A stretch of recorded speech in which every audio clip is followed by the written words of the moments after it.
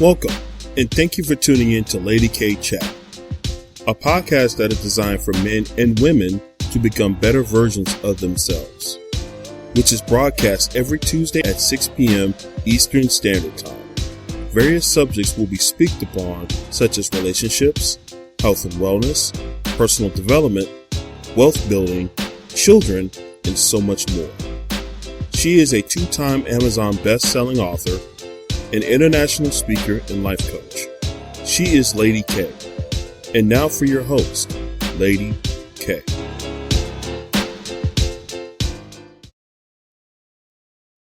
Hello, everyone, and welcome back to the Lady K Chat podcast. You are here back with your favorite host, Lady K, and I'm so excited today because I just want to honor and tribute to all the mothers. Happy Mother's Day, Mom. Oh my gosh. Today is your day. You sacrifice so much, and I just want you to enjoy this day, enjoy this episode, because today my guest and I, and I'm going to get to that really soon, we're going to talk about all the challenges that comes with motherhood. Yes, motherhood is beautiful and it have its moment, but we need to talk about the challenges that nobody knows that we do in the dark, the tears that we cry in the dark, the sacrifices that we make for our kids when they don't even understand why we make certain judgment calls. But before I get to everyone, I would like everyone to help me welcome my guest for today. I have Miss Marie McLaughlin. I hope I did that right. I hope I didn't butcher your name, but AKA She's So Cold. Welcome, Marie. Thank you so much. I mean, you didn't butcher too bad. I've heard worse. Listen, I tell people all the time, I hate to butcher your name. I will practice your name, and please forgive me if I did, but I always try to get it right the first time. You are forgiven. Thank you, Marie. I appreciate it. Absolutely. Oh my gosh, Marie, like I was saying in the opening, motherhood is beautiful. It does have its moment, but oh my God, I first have to open up and talk about the sacrifices, Marie, because we sacrifice so much. Before we got on the air, we were just talking about how we got to choose a car and we got to make sure that the car seats fit in the car. It's not a car that we want to drive, but we got to drive this Honda Odyssey because we need all the kids to fit in it. And it's like, well, when do we get to have our moment? When is our moment? But you know what? I really would love for you to share with me and the audience a time where you felt like, you had to sacrifice as a mom, but then even in that sacrifice, you saw the benefits later because it paid off. Yeah. I'd like to say my journey through motherhood, I have been a single mother. My oldest child is going to be 18 in, I want to say 6 weeks. She's going to be 18. I have been a single mother as long as I have been a mother. My entire journey through motherhood has been a sacrifice. Right. Everything that I have wanted to do for myself just did not exist. Any job that didn't have the hours that coincided with who would be able to help me with my kids, if I couldn't do it single-handedly, I didn't get that job. Right. I wasn't able to accept that job. Getting an apartment, one that I can afford versus one that could fit all of my kids. And I have 4 kids, and that last one, he was my surprise, but he came later on. But my first 3, that was the bulk of my journey, where I have my oldest daughter, she's 18, going to be 18, and my twins, my 2-for-1 special, will be 17 at the end of the year. Wow. So, and then I do have the toddler. The toddler is going to be 5. Okay. But for most of my adulting, it's been me and the older 3. Right. And everything revolved around them. Can I jump in real quick? Absolutely. You got an 18-year-old, twins are 17. You didn't have that big leap in the 5-year-old? I was on the home stretch, and that baby was like, hey, you're missing one. You're missing one. No, but I'm laughing because, Marie, I'm happy that I can relate to someone, because when I tell people that I have an 18-year-old and a 5-year-old, they look at me like, what? Like, what? What? Yes. So I don't feel bad. Thank you. This is why I like you, Marie. That's right. That's right. It has definitely 18, 17, and 5. How was that in your household? Right now, they are the help. They Okay. help me so much because it's like I had a rebirth. Right. But in the beginning, I can get back to that, but in the beginning where it was just me and the older 3, it was a challenge. One, I had kids in my early 20s. So they're a combination of topics. You Right. know, dating was an issue. You know, you're 23, 24, and you got 3 kids under 3. Any decent man, any man that I found to be interesting or attracted to, it's like kind of at that age in those younger 20s when my confidence wasn't as high, my self-esteem wasn't as high, to Yes. meet someone and then say, yeah, I'm 24, or yeah, I'm 25 and I have 3 kids. And then they'll look at me like, 3 kids Right. at 25? Oh, you don't have time for a relationship. And then also having family input that says that you can't love or you can't focus on a relationship and be a parent or be a single mother at the same time. You know what I mean? So those opinions as well. Right. Struggling with your own feelings when you get overwhelmed as a single mother, and Right.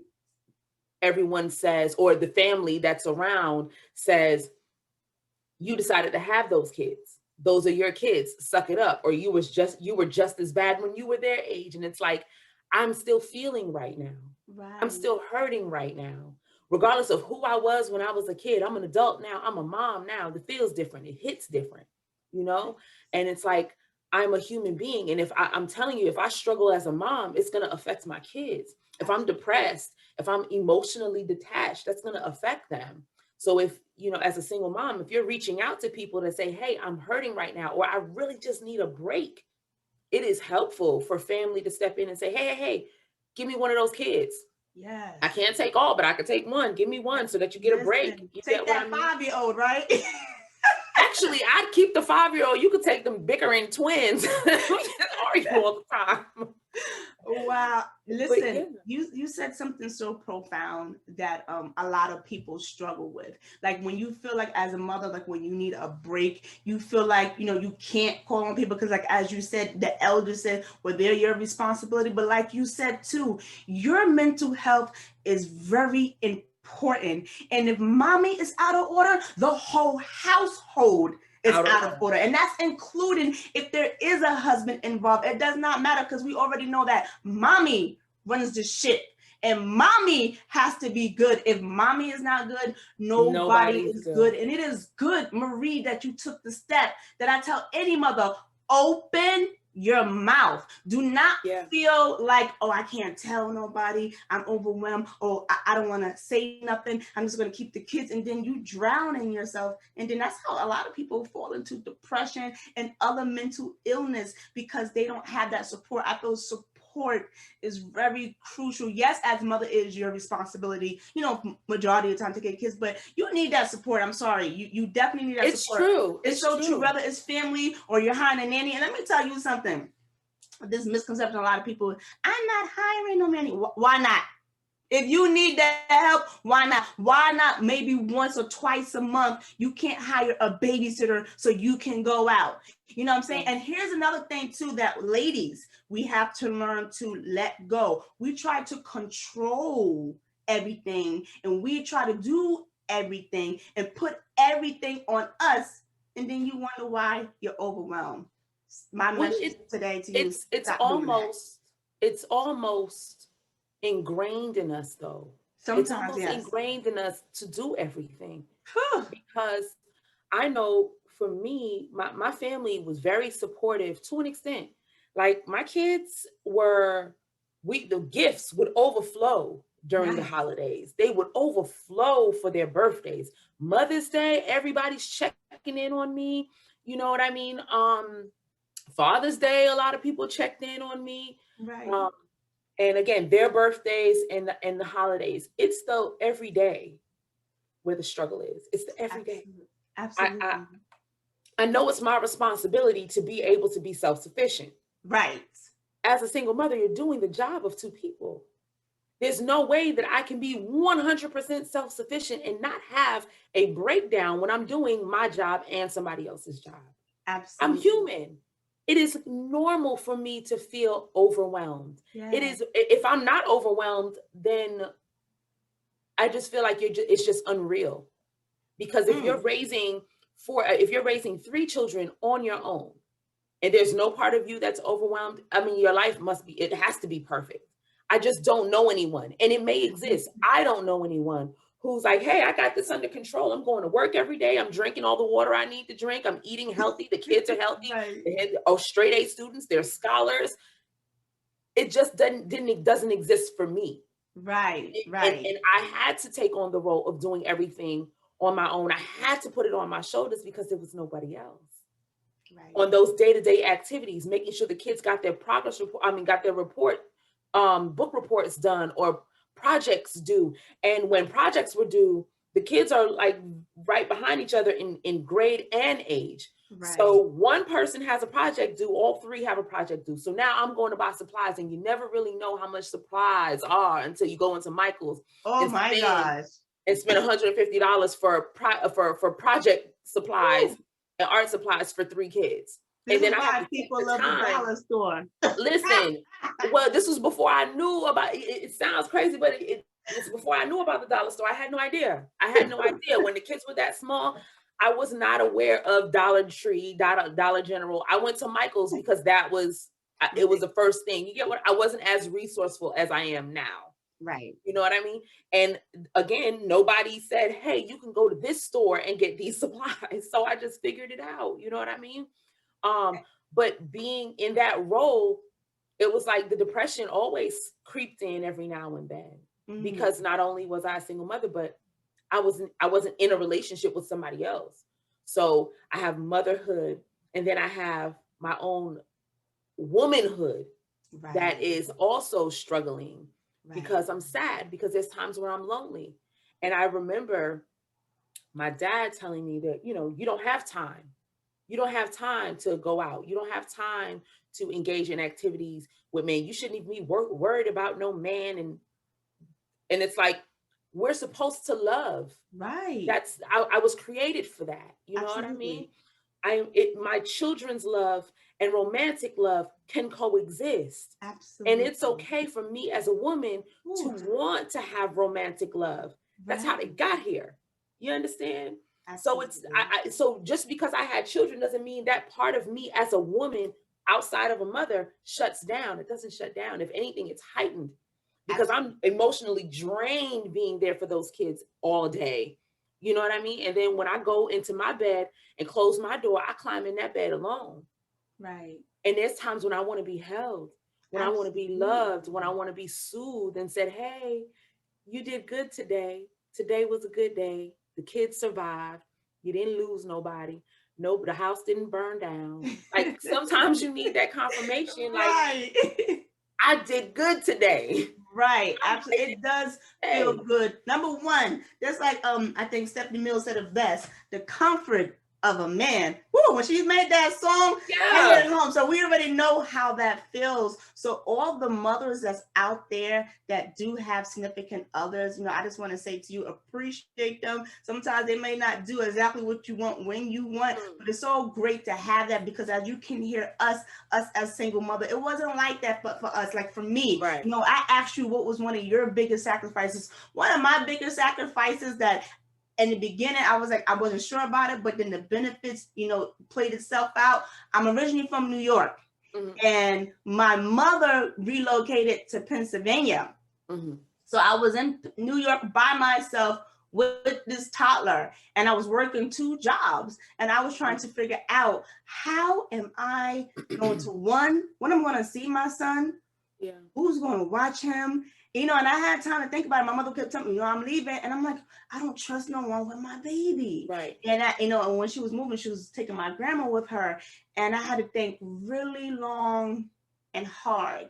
And I made a decision to allow my son to come to Pennsylvania with my mother while I stay in New York and work 2 jobs. Now, my goal was to figure out how can I bring him back while, and again, put him in maybe some type of daycare, but I was a little leery about daycare because of his age and because my son was autistic. And I know everyone is not going to be patient with him. See, people have to understand, you just can't, there's no one size fit all. You understand what I'm saying? And in motherhood, like you said, you got to figure it out. You got to figure out, is that the best move? Because I figured out, I'm like, that's not the best move. So when I did that, when I allowed my son to come to Pennsylvania with my mom, and on the weekends, I used to come back and visit him.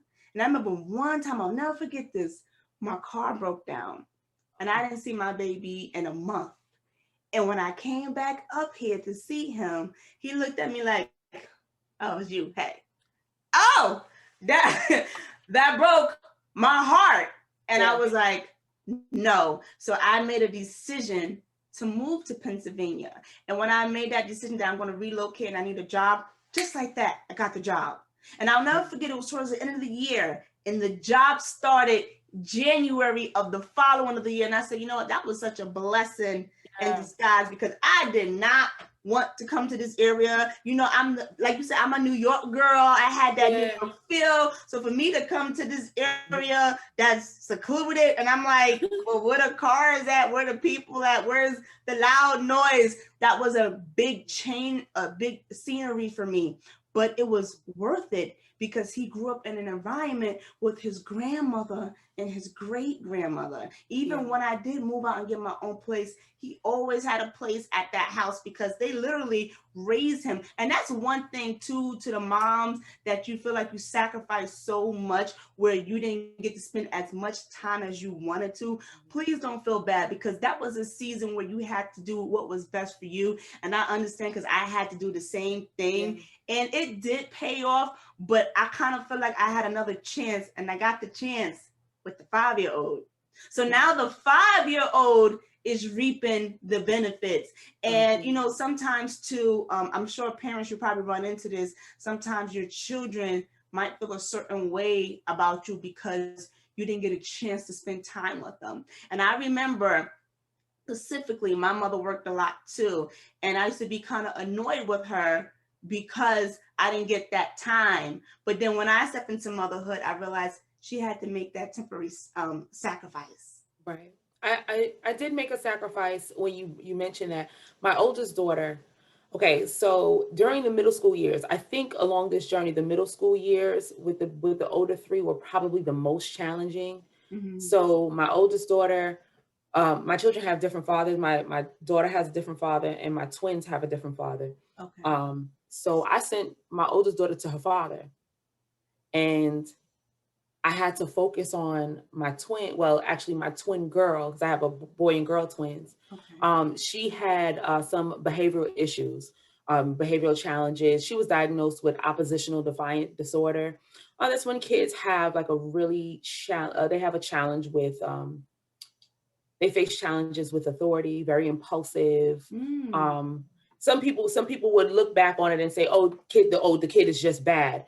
But no, these are kids who really have challenges. Like they may end up doing something unintentionally that could possibly endanger them, like hurt them, just because they're so emotionally charged. Right. So I had that issue with my twin girl, and so I had to send my oldest daughter to her dad because those girls was whooping. They was whooping me. Okay, once we got to age 11, from 11 to 14. Them girls, they scrubbed the ground with me. Okay, like I can only imagine. Babies gave me a run for my money, and I was not able to stretch myself thin enough to support my older daughter and my twin daughter. So I sent my older daughter to her father, and I felt like for the first year, it was really challenging. Like I felt guilty, and it was like, I'd rather struggle. I should have just struggled and kept her here and da da da da da. Right. But I feel like the decisions that she was making as a 9th grader were not in her best interest. A 9th grader in Brooklyn that has way too much time on her hands because I'm working. You spend most of your time on the train trying to get to and from work. And then I have this other child who is extremely impulsive, who I'm getting calls from the school nearly every day, 2-3 times a week. Sometimes she's not going to school. Sometimes she's sneaking out of the house. Like, that was my struggle in Brooklyn. My sacrifice was I had to send my oldest daughter to her father because she didn't have those same behavioral challenges. But what I did notice later on was the emotional toll that sending her to her dad took.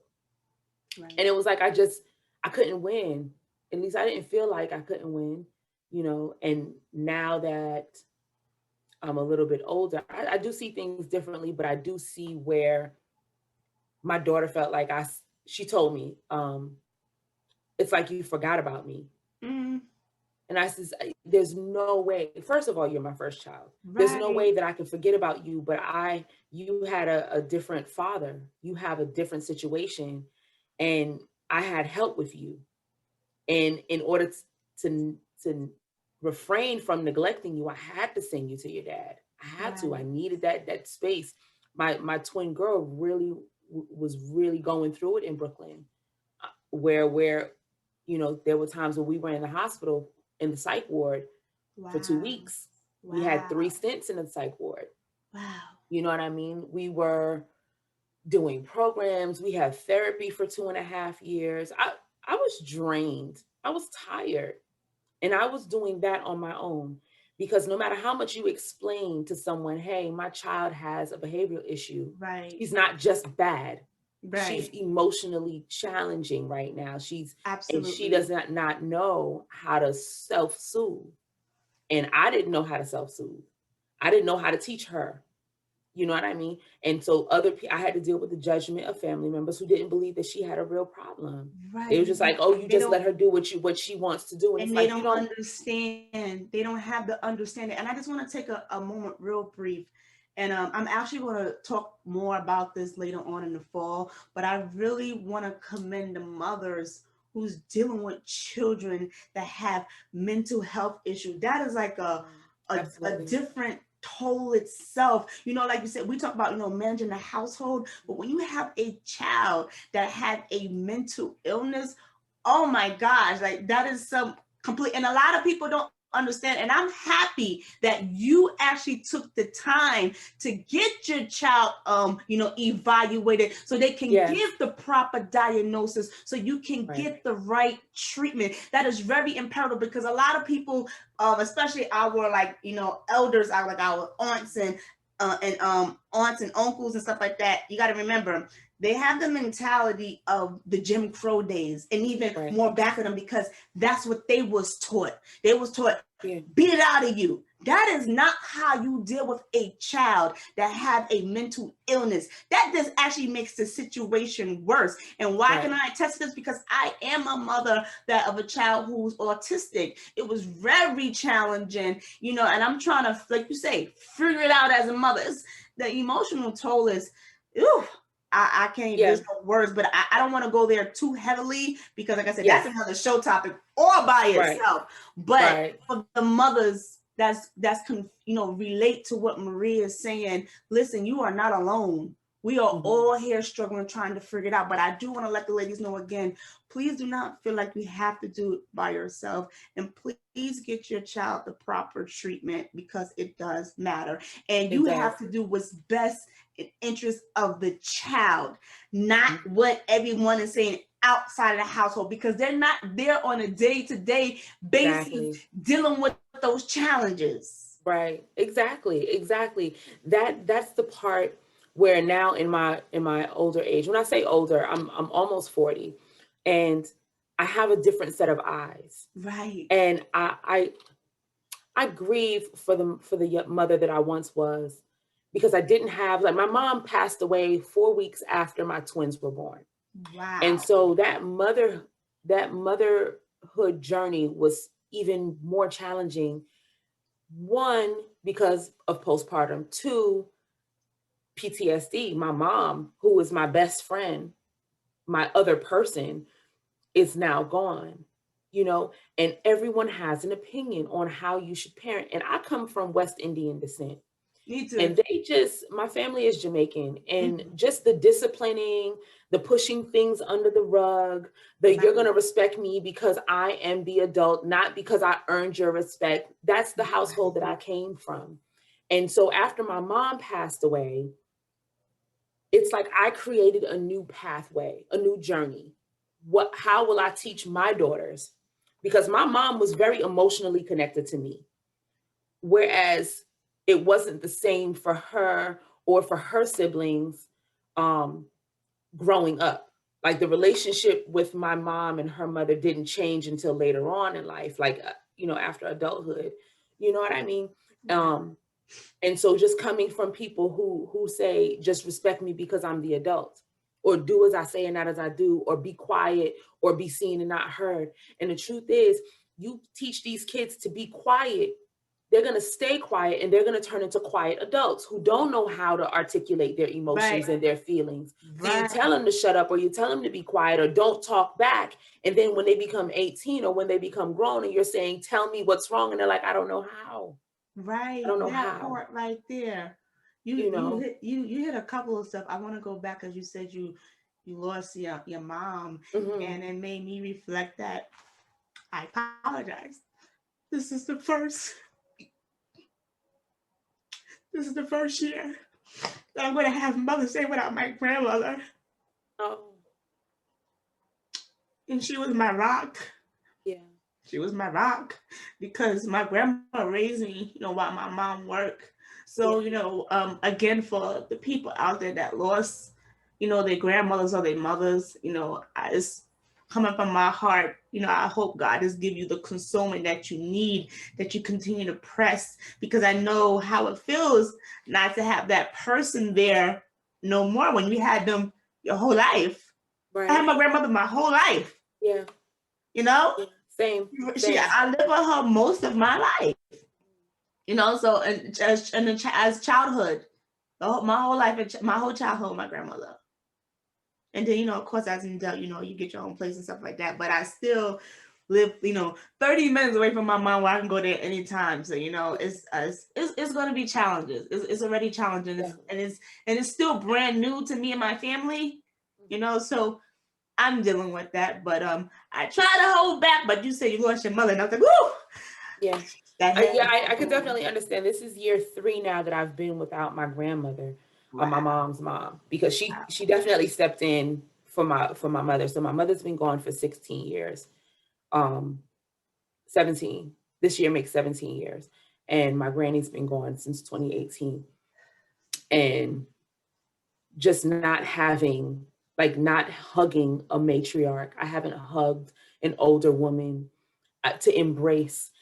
My love language is physical touch. Right. So even if I can't find the words, the hugs, they are soothing for me. And to be an adult woman, and to not have that mother figure that I could love on, that I could hold, or that can hold me, that has been one of my biggest challenging the last few years. It just, nobody feels like mom. Nobody feels like mom, because that's where my sensory is. That's where my emotions reside, in the physical touch, in the hugging, in the hand holding, in the kisses. And you know what I mean? Everything that I do to my kids as their mom is because my mother and grandmother did it for me. Right. You get what I'm saying? And so, yeah, at this grown age, it still makes me very sad that I have yet to hug. I think the last time I hugged another woman, like a grandmother woman or a mother woman, an elder, had to be maybe about 2 years. I did a personal development class, and one of the activities was we had to talk to the person in front of us as if she was a person who was no longer in our life, whether that person has passed away or whether the relationship is not there. But we had to talk to this person. Right. And this woman, all I remember is her name was Carol. Beautiful Black woman. She had nice full weight on her. She was nice and fluffy, chunky, like remind me of my grandmother. And she was an older woman, maybe early 60s. And I talked to her as if I was talking to my grandmother. Not because I did not have a memory of my mother, but because my grandmother had only been gone a little over a year. Right. And when I tell you that woman's shirt was soaking wet by the time I got finished with her, because I just sobbed and she held me. She knew, it's like she felt it, and she hugged, she embraced me. And it was like I was able to breathe, because I hadn't hugged another woman, elder matriarch woman, in so long. Right. And that was our love language, where whenever I saw her, I walked in and I'm instantly hugging her, giving her kisses and holding her hand, or I would cuddle with my grandmother. You know what I mean? So those things, I miss those. And those were what I needed, especially during like motherhood, on those hard days. Right. On those challenging days. I'm just a backstory, because I really love this story. It's hurtful, but emotional at the same time. I was going through, I was having some problems in my relationship, and I called my grandmother. It was like 2 a.m. and I called her and she didn't answer the phone. I was living in Brooklyn and she was living in Queens. And I drove, even though she didn't answer the phone, I drove out to her house anyway, because I'm just so emotional. The boyfriend was cutting up and I needed to not be in the house. So I drove out to her, and I swear it was like the minute I went to knock on the door, she was already there opening. Come. She opened the door, and I stepped in and I broke down. I'm crying and she's hugging me. And I says, Ma, I called you. She says, I'm right here. But I'm telling her, I called her, like I physically called her on the phone, but it's like her spirit heard me. Because no more than it's like it could just be my memory romanticizes it. But I really went to knock and she was already opening the door. Like she felt me coming. That's a sweet thing right there. And yeah, man. And I just sat on that floor in her living room and put my head in her lap and I sobbed my poor little heart out. And she sat there and she hummed and she tapped the side of my face and hummed. And I think I sat on that floor for about 2 or 3 hours and I just cried. And she loved on me. And that is what like I miss about motherhood, just mothering, being mothered. I wanted to be mothered. And I didn't have that for a long time. I still don't have it now. Right. You know what I mean? Even like in the relationships that I get involved with men, like, does your mom needs an extra kid? Because I need a mama. You know what I'm saying? I need a mama. She's sick of us. Yeah. He came to her house and bombarded, and I, even though sometimes, she feels like she wants to be alone, I feel like at the same time too, no, she needs me and her grandchildren around because it keeps her going. But Marie, I do have to say, I love this dialogue that we had today. I love us talking about the sacrifices, the laughs and the cries, because that's all a part of the journey. But as far as right now, I'm looking to lift some spirits right now and just give the ladies some encouragement. So Marie, AKA She's So Cold, she has a treat for us today, ladies, and she is going to bless us with one of her poems. Yes.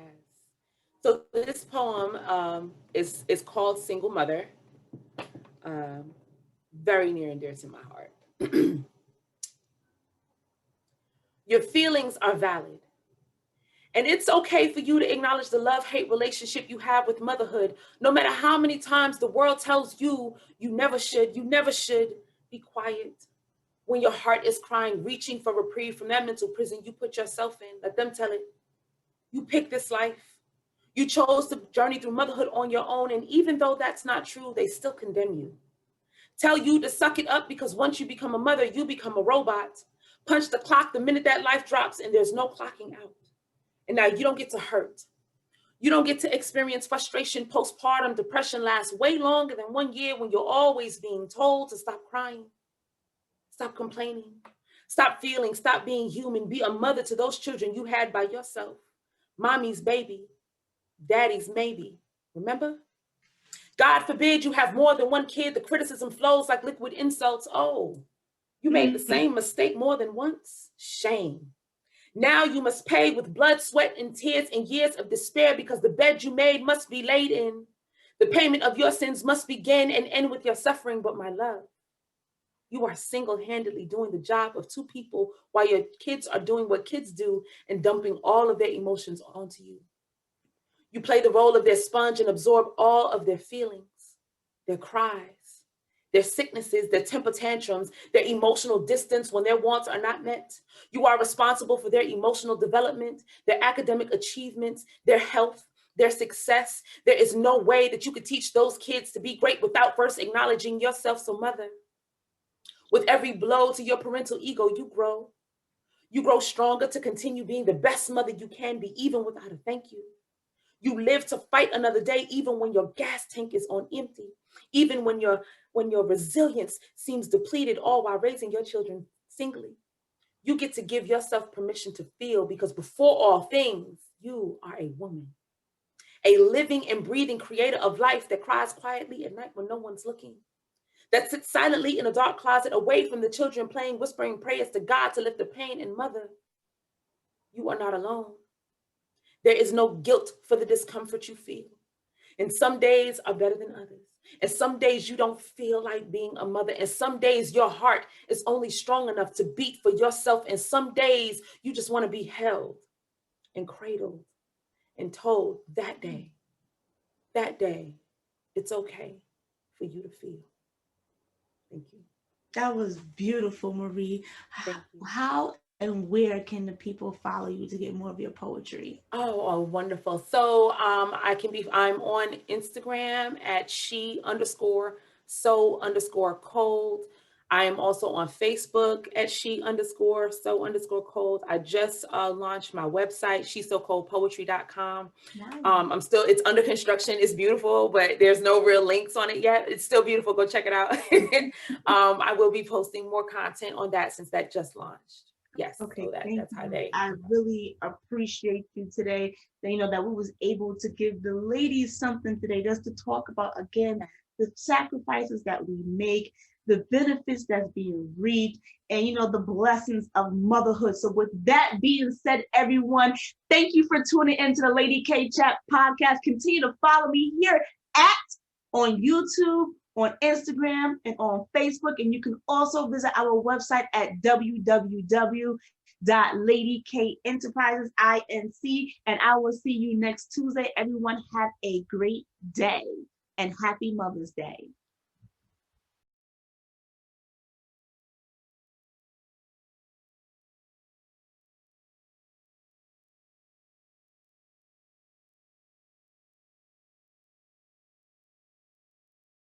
Lady K.